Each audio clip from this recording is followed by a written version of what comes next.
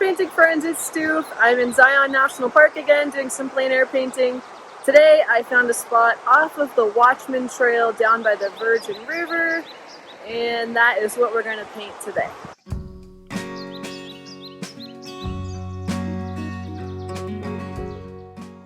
Okay, so again we're going to set our view catcher to 11 by 14 inches. That's what size canvas panel I'm working with today. And for the painting scene, so you can hold it up like this and see that's our painting. And then what I would like to paint is something like, it's a little bit more zoomed out today, but something like this, where you can see a little bit of the rock in shadow in the background, but everything's kind of lit in the middle ground and foreground. And I don't really want to show the top of it today. I just want to have the focus be a little more on the beautiful water. For our colors today, we have phthalo blue, dioxazine purple, ultramarine blue, turquoise, olive green, sap green, phthalo green, burnt umber, titanium white, cadmium red light, permanent, alizarin crimson. This is like a flesh tint, burnt sienna, terra rosa, yellow ochre, and cadmium yellow light.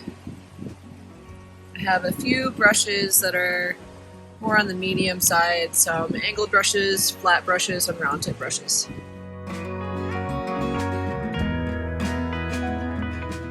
I start this plein air painting by holding my view catcher up and trying to see where the borders of my canvas are going to be based on where the borders are in the view catcher. And once I figure out where things are going to be, I start sketching on the canvas. I put a little crosshair in the center of the canvas just to kind of separate the canvas into 4 quadrants. And then I do a quick sketch using thinned down oil paint with a burnt umber and ultramarine blue mixture.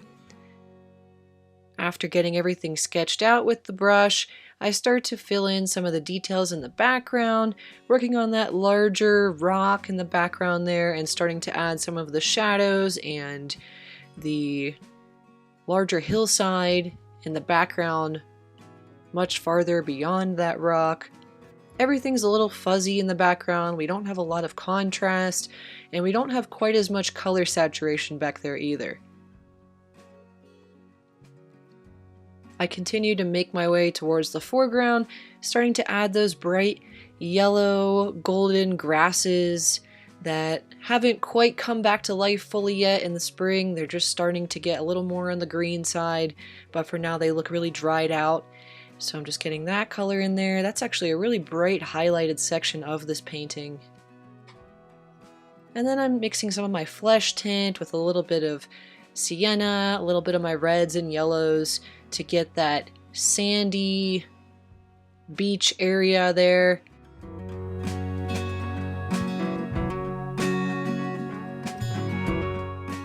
We have lots of rocks along the shore, and these got a little tricky for me. I got kind of caught up in trying to get each rock exactly where I saw it, and then after a while I was like, this isn't gonna happen. I'm just gonna add some rocks and try to give it some good balance and then continue working. If I would have sketched out all the rocks initially, I probably would have had a better time with this, but I was getting a little frustrated with those rocks, I'm not gonna lie. Once I started to block in some basic shapes for the rocks, not getting too big on the details in the rocks, I moved closer to the foreground, starting to add the colors for the water. And the water is a lot of fun to paint. That was definitely the best part of this painting experience here.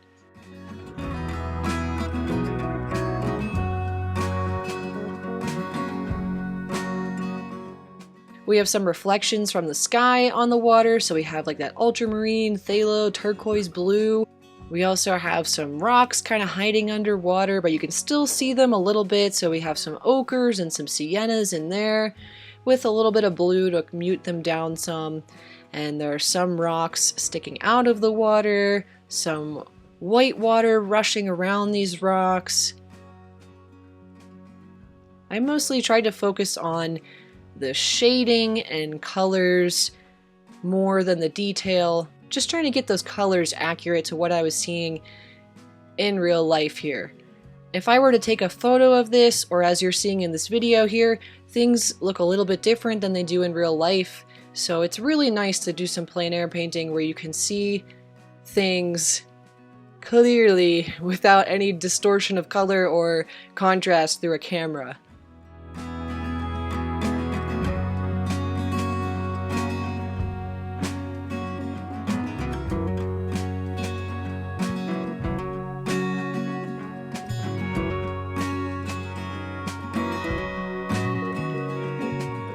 This is one of those plein air paintings that is incredibly frustrating in the early stages, and then it starts to come together in the later stages. And I just had to keep telling myself, just keep working, it's gonna be okay, don't give up, because I was not feeling this, guys. I was not feeling it at the beginning. I was not happy with it. One of the things that was making this so challenging for me was that I chose a spot that was in the shade of a large tree. So my canvas was in shadow where my subject was in light. So I wasn't seeing my canvas the way that it looked. I wasn't sure if my colors were accurate because I was in shadow and my subject was in light.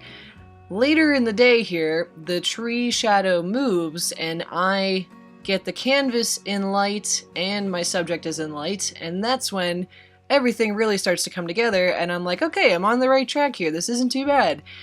And I start actually liking what I'm doing.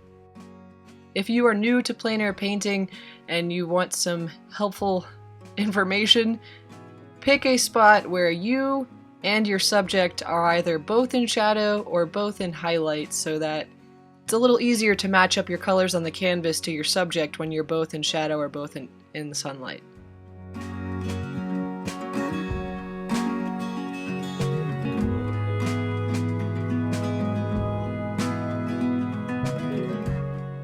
Hey guys, we're gonna finish this painting up in the studio because there's a little too much going on with those rocks and I can't get it all done right now. I've been painting outside for about 2 hours and I get a good base layer of paint blocked in, but I don't want to start getting things muddy with the paint colors by over blending and trying to do too much here. So we're gonna let this dry and then finish this painting in a little more detail in my studio.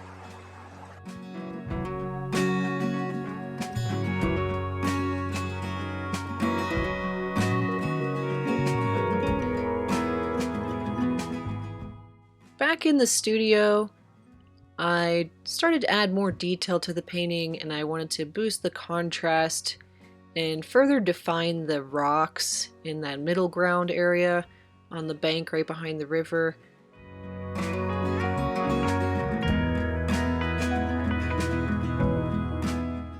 First, I just started to touch up some of the bubbles, the white water.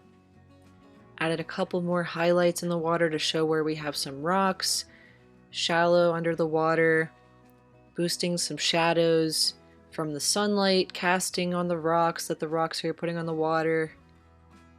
Starting to add a little more color to the rocks in the middle ground. I'm mostly using a flat tip brush for this section just to get that nice smooth blend of color for the water. As I mentioned before, we have a lot of different colors in the water. It's not just blue. We have the reds, browns, ochres, blues, purples, white over top. And things are kind of fuzzy under the water, and then you put the highlights and the bubbles and the white water over it.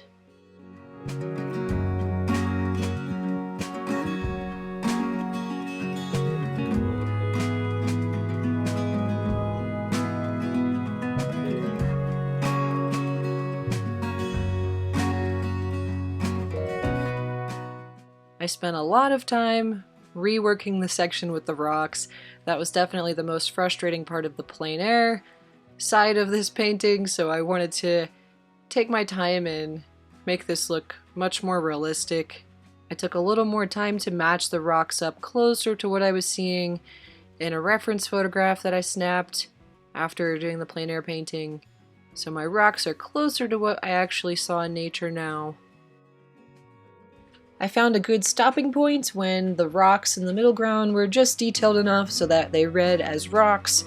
They still look somewhat painterly, and then I kept the foreground much more detailed so that our focus would be drawn more towards the water, kind of following that zigzag line of the small little waterfall whitewater section there, and then kind of follow that zigzag line back into the distance. I had about 2 hours of plein air time and about 2 hours of studio time to finish this painting, and I'm happy with the finished result. If you guys do plein air paintings yourself and then you sometimes finish them in the studio, let me know how that process works for you in the comments below. And if you guys have any other questions about plein air painting, or you just want to say hello, then you can leave a comment as well.